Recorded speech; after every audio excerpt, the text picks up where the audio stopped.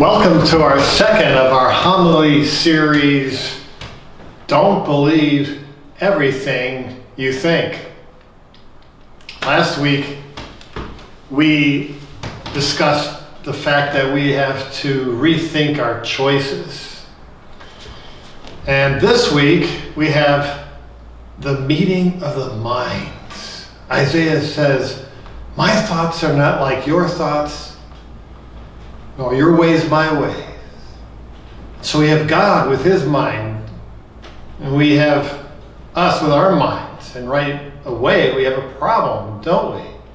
Because when I think about my mind, it's gray matter with nerves and blood vessels, and somehow all that works out with my soul and my spirit to come out with a thought. Well, I don't think it's that way with God, don't you? As a matter of fact, we have to think of God having spontaneous thoughts, or thoughts that are intuitive. He doesn't have to work his way through logic to come to a conclusion. So, we have God with his big mind, and then you have me with my small mind. How do the minds meet? Well, this is what we will be dealing with this week, and you can help me out working out with my sermon this week. And it's a parable where Jesus completely blows my mind, so to speak, with a problem. And a problem is this. It's all spelled out in this parable. There are workers coming together at sunrise.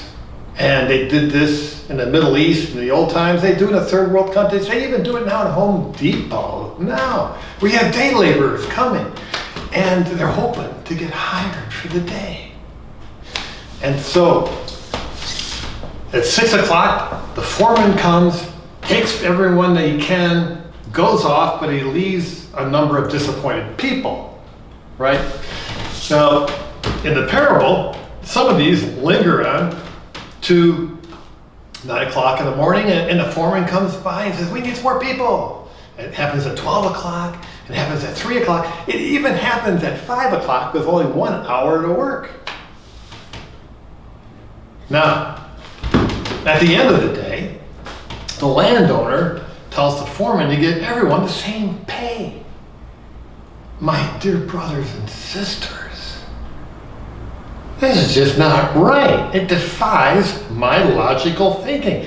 And that's true for whatever century you may be living in, or whatever culture. It doesn't sound fair, does it? So, how does my little mind enter into the big mind of God? What is he trying to teach me? You know? How does he want me to think? Or you to think? Well, certainly he wants us to enter into the joy of the person who worked only 1 hour and got paid for the full day. Wow.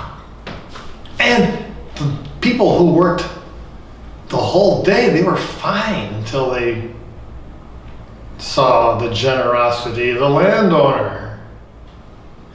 You see, this whole thing defies our logic, but it calls us to a higher mind, a higher way of thinking.